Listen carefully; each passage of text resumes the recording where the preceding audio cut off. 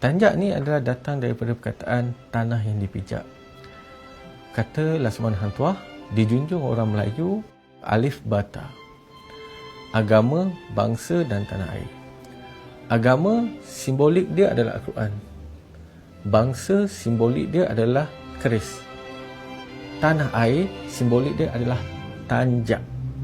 Maka tanjak ni sebenarnya dia melambangkan kepada tanah air.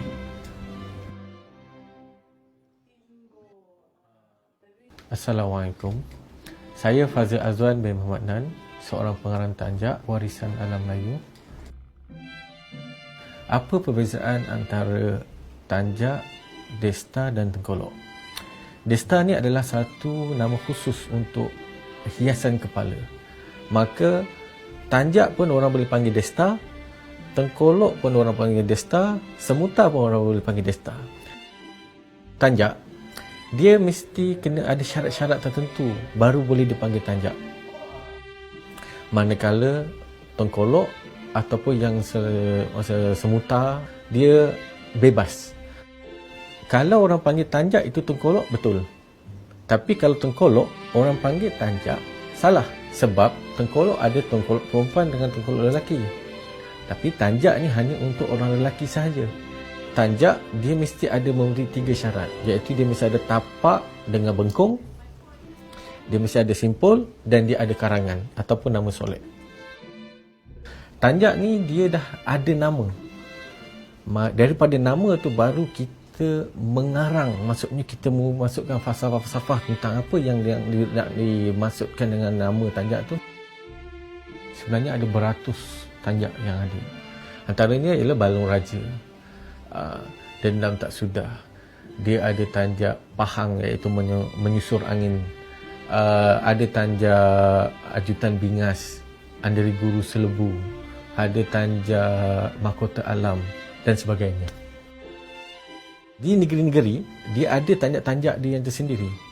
Jadi dekat situ, contoh macam di Perak, almarhum Sultan Azlan Shah, dia memakai ayam patah kepak. Di Negeri Sembilan, dia memakai Dendam Tak Sudah. Di Terengganu, dia memakai tanjak Belalai Gajah. Di Kelantan, dia memakai Getam Budu. Tanjak yang saya pakai ini adalah tanjak Anak Helang Kembang Sayap, yang tanjak daripada negeri Selangor. Tanjak yang kita tahu dekat negeri Selangor ni tanjak Balung Raja je. Tapi sebenarnya ada banyak lagi tanjak negeri Selangor yang orang kata dah pupus sebab tak ramai yang boleh mengikat tanjak negeri Selangor ni. Yang ni salah satu daripada tanjak negeri Selangor. Dekat situ sebenarnya dia ada lagi pangkat-pangkat dia. Maksudnya Sultan pakai tanjak ni, Laksamana, so pembesar-pembesar 4. So dia punya pemakan ni sampailah ke orang kebanyakan. Pahlawan dia ada tanjak dia sendiri. Contoh macam tanjak Bulan Bidang, tanjak untuk dia ada jenis-jenis panglima, dia ada pangkat-pangkat dia. Maka dia memang ada satu pakaian khusus untuk dia, dan itu pakaian anugerah. Anugerah yang saya katakan daripada ada istiadat. Ada istiadat yang Sultan dah tetapkan. Laksamana Hang Tuah, tanjak dia Gajah Gemulung. So orang besar 4, tanjak dia sekian. Tanjak-tanjak yang untuk panglima ataupun yang hulu balang, dia dah ada dia punya pakaian. Itu pakaian yang telah ditetapkan oleh, kalau dalam kita kata protokol lah. Kalau dulu dia panggil ada istiadat, maksudnya dah ada, dia ditetapkan dah siapa pemakai dia. Ini tanjak dia, tanjak Pancung Tak Bertanya. Ini tanjak daripada negeri Perak. Ini tanjak lama, yang dulu ni dipakai oleh Temenggung. Okey. Pada dulu, Sultan dia tak boleh menumpahkan darah rakyat. Maka Laksamana turunkan satu kuasa kepada Temenggung yang dia boleh menjalankan tugas, iaitu menghukum tanpa merujuk pada Sultan. Maka tanjak Pancung Tak Bertanya ni maksudnya dia boleh menjatuhkan hukuman tanpa merujuk pada Sultan. Berkenaan dengan tanjak untuk orang kebanyakan, contoh di Negeri Sembilan, kita ada satu nama ni tanjak Solok Timur. Solok Timur tu tanjak yang dipakai oleh orang kebanyakan. Maksudnya kita boleh menepis ni yang kata tanjak ni untuk orang-orang kerabat, untuk orang-orang yang berpangkat. Sebab ada negeri yang ada tanjak untuk orang kebanyakan. Untuk warna-warna tanjak ni, sebenarnya dia memang asalnya memang ada tanjak, warna-warna khas untuk tanjak-tanjak ni. Contoh macam tanjak Semangit Ugi, Tok Beruas, tanjak dia mesti merah darah. Tapi kalau macam ada istiadat, contoh macam di negeri Perak, kita dah tetapkan tanjak untuk Sultan dia mesti kena putih gading. Tanjak untuk Raja Muda warna kuning.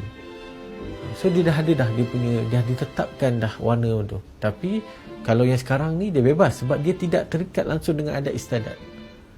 Maksudnya kalau betul dia masuk dalam adat istiadat, maka dia kena penuhi protokol yang telah ditetapkan oleh siapa pemakai itu. Tanjak ni dia ada karakter-karakter dia. Dia ada sombong, mewah, megah, duka cita atau bunga. Okey, contoh macam sombong. Kenapa ada tanjak jenis sombong? Tapi yang ini sesuai untuk ketua tentera. Sombong ni bukan sombong yang jenis negatif. Maksudnya, kalau kita panglima perang, kita perlu ada satu orang nampak sebagai sombong, sebagai seorang ketua. Kalau tak nampak benda tu, macam mana orang nak gerun dengan dia? Okey, untuk megah dan mewah, untuk sultan, kita perlu buat satu tanjak yang untuk dia nampak dia punya apa orang kata karisma dia sebagai seorang sultan. Jadi memang itu tanjak untuk mewah. Okey, tanjak untuk duka, contoh macam tanjak Bugis Tak Balik. Memang tanjak tu untuk peristiwa yang 5 bersaudara Raja Bugis, adik-beradik Bugis ni keluar daripada tanah Bugis dan dia buat tanjak tu memang menggambar untuk peristiwa yang dia tak balik. Jadi memang peristiwa sedih. Dan bunga-bunga, tanjak yang jenis bunga lah, macam getam budu, getam tanjak-tanjak yang lebih kepada memang untuk cantik. Okey, contoh macam kita pakai tanjak kepada satu majlis kematian. Kita tak boleh nak pakai tanjak yang jenis megah atau sombong. Maksudnya kita kena cari satu tanjak yang sesuai dengan majlis. Maksudnya kita kan contoh ada majlis kematian ataupun majlis yang orang sedang berduka. Kita tak boleh memakai tanjak yang jenis megah. So kita kena pakai tanjak, contoh macam tanjak Bugis Tak Balik, yang memang sesuai dengan karakter dia adalah untuk tanjak duka ataupun sedih. Jadi memang dia, itulah kata orang Melayu ni memang dia penuh dengan adab, dengan falsafah dia. Maka dia sesuai dengan dia punya maksudnya pemakaian itu dengan situasi, dengan suasana majlis.